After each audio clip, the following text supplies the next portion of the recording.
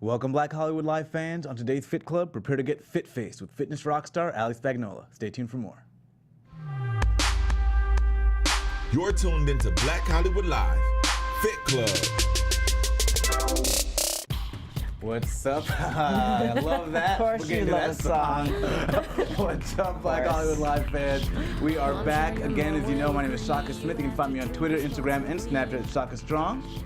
You can find me on everything at T.K. Trinidad. And of course, we have to welcome our Sultana of Suds, our Baroness of Booze, Ali Spagnola. Where can they find you? Hi, you can find me as Ali Spagnola on all of the things. Nice.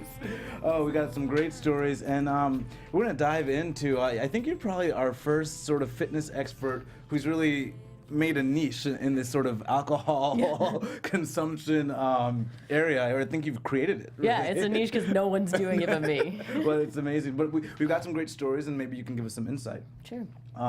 The first story, I guess we do have to beware. Excessive alcohol use can lead to dementia, particularly early onset dementia. This was an interesting study that came out in The Lancet. They looked at 1 million adults in France, and they found that 16.5% of people that suffer from dementia, it was due to, or at least men, it was due to excessive alcohol use, and 4% of women, which actually represented double the amount in people that did not use alcohol. Wait, due to or correlated with? Well, I would. They surmised it was strongly correlated with alcohol use because they did actually they controlled for a few confounding variables. Okay. Those which were Parkinson's, Huntington's disease that also can lead to early onset dementia, so they excluded people that suffered from that. And these were people that were actually hospitalized for dementia. So it wasn't like a case of people were unsure and they were just kind of going out to the community to figure it out. So these were people that suffered from serious dementia. Thought it was interesting, and just kind of wondering, when it comes to sort of alcohol consumption, where do we toe the line? Because in this study, they weren't able to actually figure out exactly what constituted excessive. Yeah, the criteria for binge drinking, in my opinion, seems very low. It's actually surprising how easy it is to abuse alcohol, according to our government and the standards that they give. Yeah, I think it doesn't seem like there's enough, I guess, with causation, enough study into the causation. We know a lot about correlation, but the causation of a lot of these things, because I've seen binge drinking go from 4 drinks in one sitting to like 20 drinks in one sitting. Mm-hmm. And so that's just a really wide disparity. First off, the mustache. Nice. Oh. Second, I think Me? very lovely. I think too, it's just that adage that less is more. Like, you shouldn't be, no matter what it is, because they said butter was bad for you. And it's just, you want to have everything, like 1 glass of wine is okay, but 3 glasses. Good. Yeah. Sometimes they say that, like, a couple of glasses a day is beneficial. Right. Yeah. But, a full bottle every day might not be a good thing. So it's just kind of, and then it also is dependent on your genetics and how your body takes it. Like, I know of people who are like binge drinkers or drink more than the average person on a daily basis, and they're living fine. Well, meaning like they're aging, and they're aging. You can't believe the fact that they're aging well. Yeah. You know what I'm saying? So it really, that's also dependent too. I'm not saying that you should go and test this theory out. Well, yeah, you won't know till you're 65. Right. So, but I just feel like anything in excess is just not good. Like, why are you drinking every day? And excess for me is different than you, right? Mm-hmm. They say like 6 drinks in one sitting, that's binge drinking, right? Yeah. But for you, that would be 6. Me, it would be like 3. And, and for me, the big question is, how long are we talking? Are we saying like binge drinking for a month or 4 years when you're in college? Or are we saying 10 or 20 years? Right. But I think one thing we talked about earlier was Trump's diet that's been noted is largely full of McDonald's. Mm-hmm. But 70 plus years, the guy still doesn't drink. He doesn't drink. Yeah. Exactly. And I often wondered if that's that one thing that when you add it to the rest of the stuff really exacerbates things. Well, I mean, it depends. Again, he might be obviously on the physical side of it. Yeah. You could see that the food's affecting him, but as far as the internal, like, that might still be going for another 20 plus years. Yeah. So you just kind of never know. But again, I just think if you have to deal with the mental issues, right? Mm. So Trump has already said the reason why he has McDonald's every day. Mm. So now obviously he's not going to go beyond that, but now you have to wonder, okay, well, why do you think people are trying to poison you? Like you know what I'm saying? Like, I'm sure he hasn't, I'm sure he's, yes, that could be, but if you're thinking that, and you think reason people are trying to poison you because they don't like you, then why are, you know what I'm saying? That's like a whole rabbit hole that maybe that's self-improvement, something you want to look at. And it's the same thing with drinking. If you're drinking every day, and to the point where you can't go without a drink, then it's no longer, and of course, if you're probably drinking, then you probably might not be able to see that, but it's no longer about the alcohol itself. It's more about mental stability. It's like, okay, well, why are you drinking every day, and why can't you go without a drink every day? Yeah. So there's all of that, but I think we need we're that. in America. I think we need the spin-off show TK Fix My Life. Like she got the psychology. Just trying to helping one person at a time. Trump first. Trump first. Yes. Sit down on my couch. Forget America first. Trump. I mean, our next story actually is about hot baths and saunas, which actually cut your dementia risk. So if you are going to drink, maybe you should step in the sauna and maybe cut your risk, even it all out. But they also find it helps with pain and lowers the incidence of heart attack. They actually did several studies in Finland where they actually had the population to test because it's a huge thing over there. Right. And they found that people actually got better in terms of their improvement from injuries, as well as their endurance during their athletic activity, and it lowered their blood pressure as well. And more than that, they found that, well, not that they found, but they did want to warn that if you get a fresh injury, you do want to ice within the first 48 hours. So while heat can help recovery, you want to wait after the first 48 hours. Do you do anything? I know you got some intense workouts and catching some of them. Do you do anything for recovery? Do you use heat? Do you employ it in any particular way? I actually go the opposite direction, and I do cold after a workout. But I've heard recently about both, that 20 minutes in a sauna after a workout can very much increase the benefits you got from the workout. Yeah. But in general, this is like a biohacking kind of thing that people are saying now there are 3 parts to health, and our culture has only ever looked at 2 of them, which is eating right, working out, and this third part is exposure to different temperatures. And now people are just starting to understand that. But yeah, ice baths and getting super hot is something I've certainly been experimenting with. Funny enough, I do the same thing, but I'll do the sauna, but then I'll do the ice shower afterwards. So Tim Ferriss had this book called The 4-Hour Body, and so he had done ice baths, which raises testosterone. I forget X amount, but that was painful. So he started doing cold showers and also icing his neck in traps. And so before competitions, when I was competing, I would also ice, for a few weeks going into them. And now I do the cold showers, and I found that my body feels better. I don't know if it's a placebo effect, but either way, it's working. Yeah, I don't.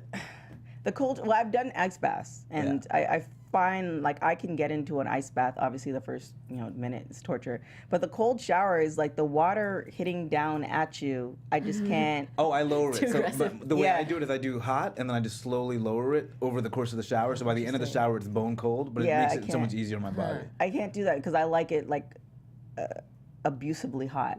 Me too, but if you try lowering a little bit at a time. Or go all the way. If you go abusively hot and then just all the way cold. Yeah, no, and then I'll be done. Yeah, because the thing is, when you're doing the ice bath, you're slowly getting in, and I think for me mentally, it's I'm talking myself into it. I'm giving myself. And your reasons. body's lowering its temperature a little bit. I'm giving myself reasons why. But the ice, with the shower, it's just no trick. You're here. It's not. So I can't. I know people who do it, but I can't get into it. With the saunas, I don't mind the saunas too much, but it's the pools. Oh yeah. They're just tubs. The hot tubs are just germ traps. I can't do it. Hanging out in a petri dish. Yeah, and even the sauna sometimes, depending on where you go. You have people. I don't mind the nudity, but when your cheech is sitting on the and then you can't I don't do that for that particular reason. But now you have everybody else who doesn't think about that. So now their cheech is sitting on somebody else's cheech. It's just sanitary for you. It's too much. So if I had my own house, which hopefully I definitely go in that. And the Korean baths are really nice for that too. You go to in I think West Hollywood or something like that. They have the different ones where you can go into. So I definitely agree with that. But I mean, you could talk to some professionals and they say, don't do the ice, do the heat, or vice versa. Yeah. So I think there's a bliss point where you can find the right amount to get to work for your body, and so you kind of have to experiment, do a little body hacking. Yeah. How do you do it? Do you just jump in straight cold, or do you do a? It'll generally be after workout, so I'm already super hot, and then I'll just shock myself with a cold. But that's a part of it because I feel like it's an antidepressant, and it's been like prescribed, back in the day as one of those because. You feel like once you get your body to sort of deal with that, you get a high. I get out of the shower and I feel superhuman. Yeah. Have you done cryo? No, I haven't. Really? Have you? Awesome. Yeah. With the gloves and everything. Yeah, with the glove, and you do feel like you come out feeling almost like you're on a drug. You're but your body just wants to warm up. Yeah. It's the same. It's the same effect after you feel like coming out of the ice bath. You feel like. I used to I tore my hamstrings, and every time I came out, I felt like it was like brand new hamstrings. Yeah. The same thing with chiro. It's the same effect after you come out. That's nice. Is it really nice? Yeah, it is very nice. I think too, what people don't do. I think it's just a timing thing, given the society that we're in. It's like if you get some people are just happy to get the workout in, which is like that's kind of where I'm at. Like you have an hour and a half or an hour or 40 minutes to squeeze in this workout. You don't stretch. Like you don't do the ice bath, you don't do all this other stuff, and now you're more susceptible to possible injuries. Yeah. So it's just kind of like. And people, when you read the magazines, they might talk. Might want like an article of some cute girl doing some, stretches, but you don't really know the effects of it, and we might not be stretching enough. Yeah. So all that plays into a role. So maybe you might want to do a more intense workout for 30 minutes, and then get the stretching and the sauna and everything else in. And funny enough, I've had people try to say, how do I start? How do I get into the gym? How do I do this? And they'll say, what do I do my first couple weeks? And I tell them, is there a sauna at your gym? And if there is, I go to the sauna for 30 minutes every day. Because it's the easiest, if that's the workout, people do it. Mm-hmm. And then it's just getting them into the routine. The habit, And then now I go, after the 2 weeks, okay, now run a mile and then hit the sauna. Run a mile, then hit the sauna. So and then you can just hit them with a mile, not even like a walk up hill or something? They can walk on a treadmill or they can run it. But I just get them into the routine of going to the gym every single day. Because what do they say, 21 days and you form the habit. Mm-hmm. Yeah. And so that can be something for people that are like, how do I get myself to the gym? Just imagine you're going to the spa and have a good time. Another story that also related to heart and our heart health is women are actually at a greater mortality risk because a lot of their symptoms are overlooked when they go to get diagnosed. And it looks like more than half of doctors will misdiagnose women or not catch the fact that the symptoms they have are related to heart attack. Some of these symptoms include shortness of breath, cold sweat, nausea, but a lot of the symptoms that are more problematic are the ones about pain. So any pain above the waist could be an indication of heart attack. Mm-hmm. If you have a pain in your jaw. Oh dear. Yeah, so the primary areas, you're like, wait a minute. I mean, these feel tight now. I don't. So the primary areas are your jaw, between your shoulder blades. Mm-hmm.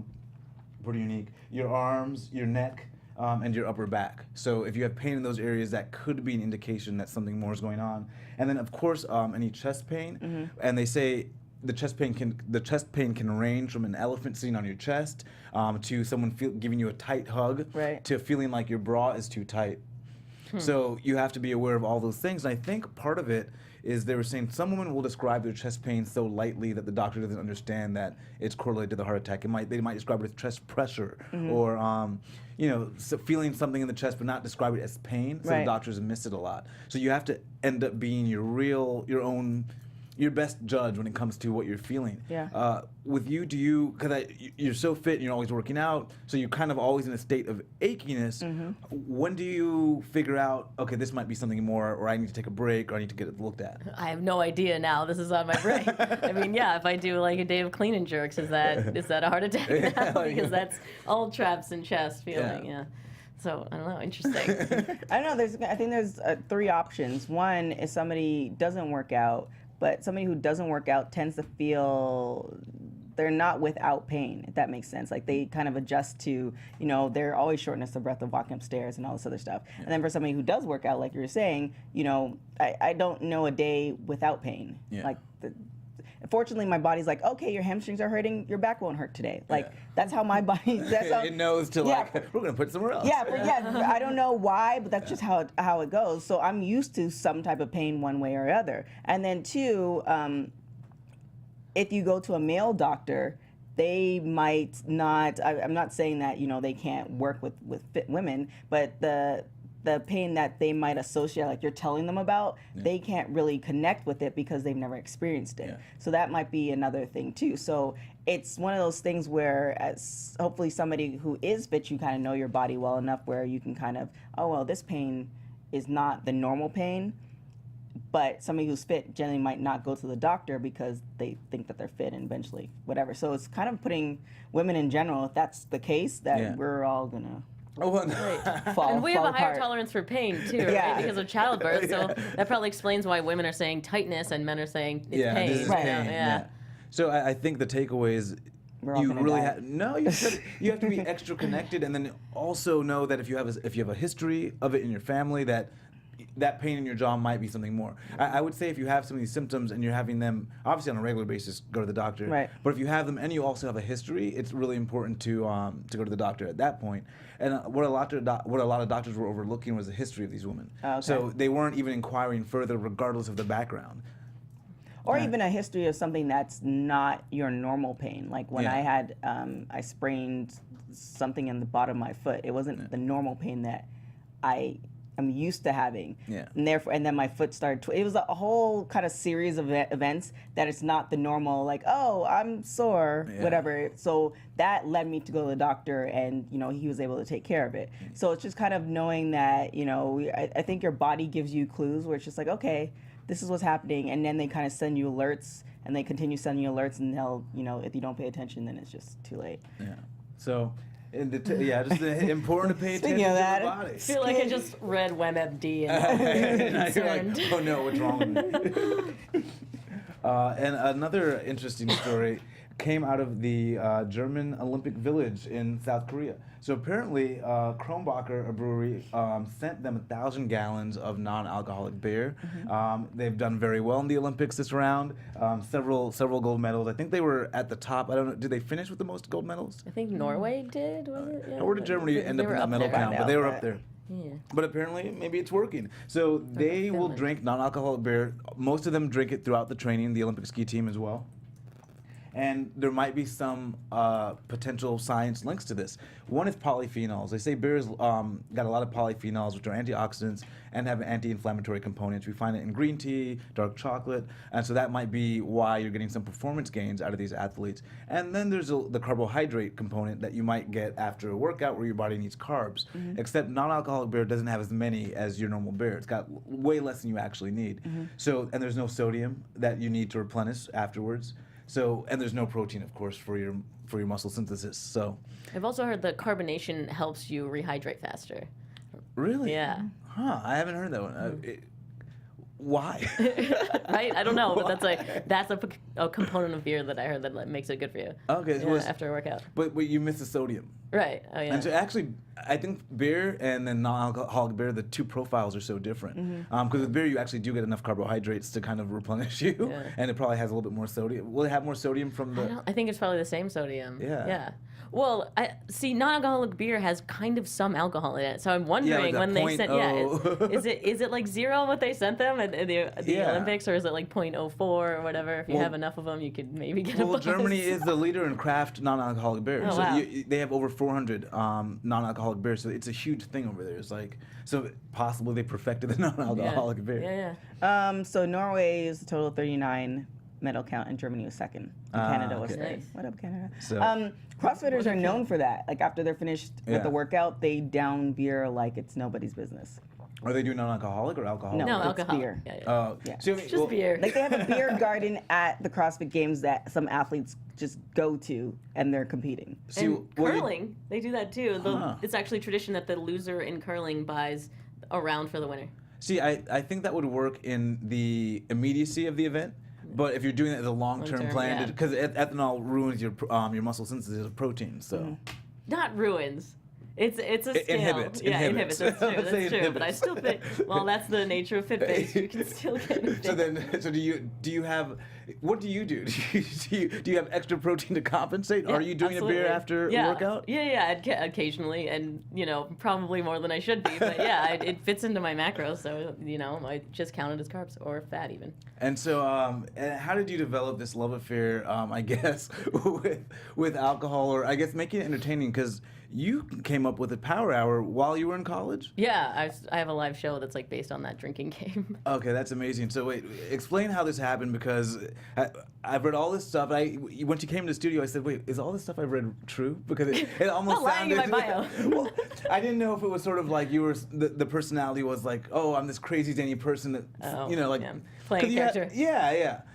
So you started Power Hour. Originally, you wrote and created a 60-minute Power Hour. Yeah. So 60 songs a minute. Yeah, the album is 60 songs. They're all 1 minute. All original songs. And when by I perform you. it live, people then drink along. It's like an interactive party. Wow. And so by the end of it, are you the only one sober, or are you drinking along with the people? I'm not drinking and performing. So yeah, the whole crowd is just best friends by the end. That's amazing. And then, I love this part because I'm a lawyer, and you had some trademark issues now with this as well. Yeah, all right. You would be interested in that. Someone claimed that they invented Power Hour, which isn't true. It's like saying I own poker and no one can play poker anymore. Yeah. And so he took me to court, and then I freed Power Hour, so now we can actually use the name and play the game. That's amazing. Yeah. And having to deal with that right after college, it's insane. I know. Yeah, it was a little stressful. And then how did the fitness component come into it? I mean, I've always been active, and it's just sort of been like every diet book I open, it says the first point that everyone says is stop drinking. Yeah. I would like to be a living, breathing counter to that, to show that you can still have a good time and be pretty darn healthy and fit. Yeah, and I think because when I did a lot of training, I know people would say to me kind of keep drinking, and that was actually a sticking point for some people, because they were like, it's part of my life. Yeah. And so I would always find out what they did drink and say, here's how to make it appropriate, and timing wise, when's the best time to do it. So it's possible to incorporate it. Right. Yeah, and you're not going to be competing at the Olympic level if you're drinking with alcohol in your beer, but you can still live a pretty great life. You could be curling though. I think you could be curling. You could definitely be curling. You could probably be curling and drunk at the same time. And right now you have a show on Twitch called Fit Face. Yes. How did that come about? I started putting the camera on. I mean, I was working out every day, and so I was like, hey, I might as well just hang out with people while I do it. So I've been training and chatting with people while it happens. So where are you training at? Phoenix Effect on Melrose. Oh, yeah, I know that. Are you familiar? Yeah. Oh my gosh, this chick works there. Who's the coaches? Beth and Kristen are the ones that live stream with me. I think it's Kristen. Yeah. Oh my God, that's yeah, awesome. I know Derek. Yeah. I stream with them 4 times a week. Oh, what is her name? You continue. That's fine. Couldn't find her. But yeah, it's been pretty cool. They've been super helpful in just helping me with my training and stuff, and I'm hoping other people get stuff out of it too. Yeah, and so what I noticed first of all with your physique, super ripped. How are you? What is it you're doing? You too. Yeah.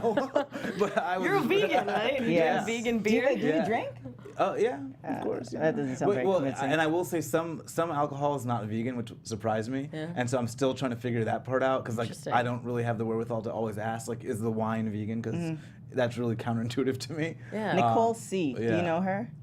I don't know. I haven't trained with her. She's one of the people that teaches there. No, I think she just kind of works out there. Oh, okay. Yeah. Got it. But yeah, sorry. Yeah.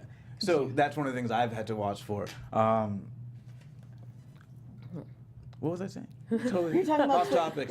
You were talking about how ripped I am. That's what it was. You're talking about Twitch and No. It was how ripped she was. I was like, wait a minute. I need to get the workout program. What's the workout program? What do you Are you doing splits, or what is it? Oh yeah. So I recently started doing bodybuilding, which I'd never touched before. I mean, before that it was CrossFit, and before that I was doing kickboxing. I bike all the time.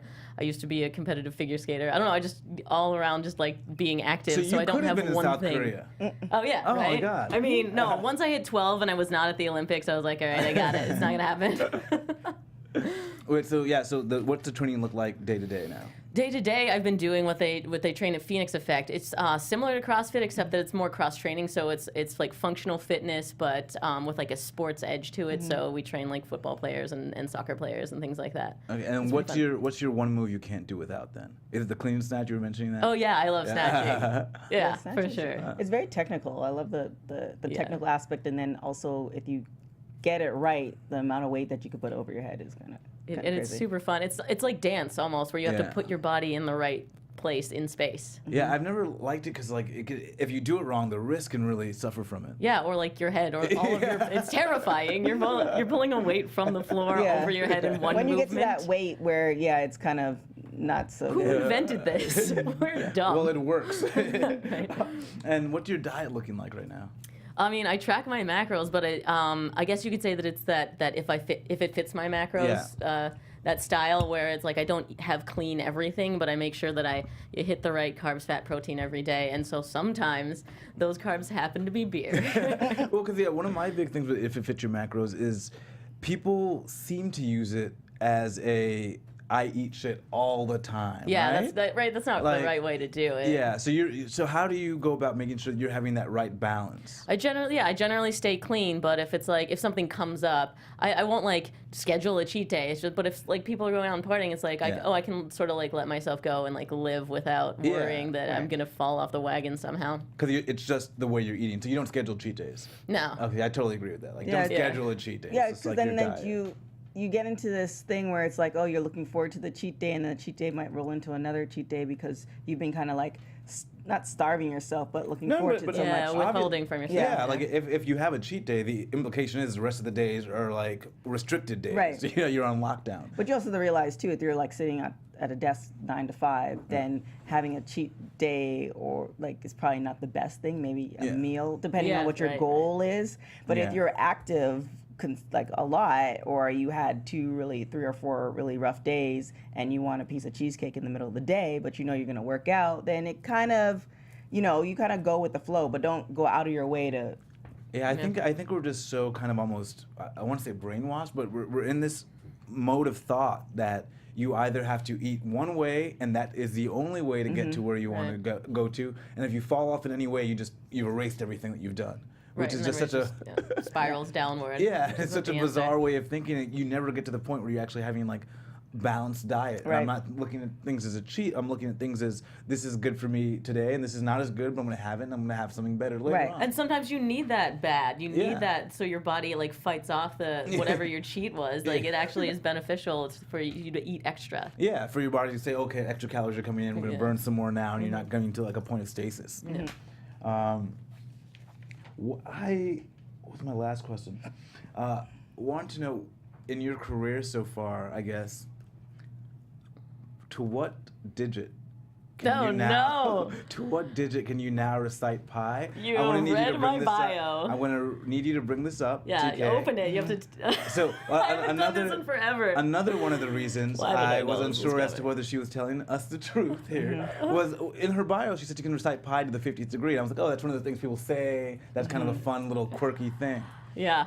No, I can. I'm pretty confident that I got this. So we're gonna get pi up on the screen. It's been a minute since I'm not looking. Yeah, I'm not looking. You can't look that way.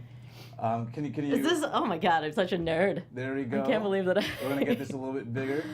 I'm never getting a date again. Thanks, guys. Okay. Can we go any bigger with that? There we go. Perfect. Ready? Ready? 3.1415926535897932336. Oh. 323 84626433933279 1. Oh, there we go. I think that's probably She 50. got to the 7-9 though. She got to the 7-9. And What's after and 50. 7950. That seriously, that was 48 digits. The 5 zeros at the end. Which you should have known because it's to the 50th digit. I love when you stopped me. I was like, no, wait, you're right. It's 84. Very nice. Wow. Very. Thanks, And you I own, guess. And you own some Guinness World Records. I do. I broke the record for fastest time to dress a bride. Although I don't own that now because it got smashed right after me. I am in the world's longest uncut. To dress a bride? Yeah, it's so weird. They make up the craziest things, and I was like, all right, I can beat that one. You see why now I didn't think these things were real, right? Yeah. Cool. I did not beat the record for fastest time to stack 10 Lego blocks, though. That was hard. It was supposed to be in under 25 seconds, something like that. I couldn't do it. But they sent someone out to see if you could. Wow. I went to test it, and I failed on camera 3 times in a row. You only get 3 chances. I'm in the world's longest uncut fight scene. I don't know if you know Shane Faison. He's another fitness YouTuber. I should introduce you, but like he put together a ton of people to do this like long uncut scene, and I am the Thai kickboxer, like the third person to fight him. Wow. It's pretty crazy. So you have two. So two. Oh no, and the third one is I'm the fastest woman on a space hopper. What? You know those like blow up things with a handle? Yes. And you bounce on them. Yeah, I have the fastest 100 meters on a space hopper.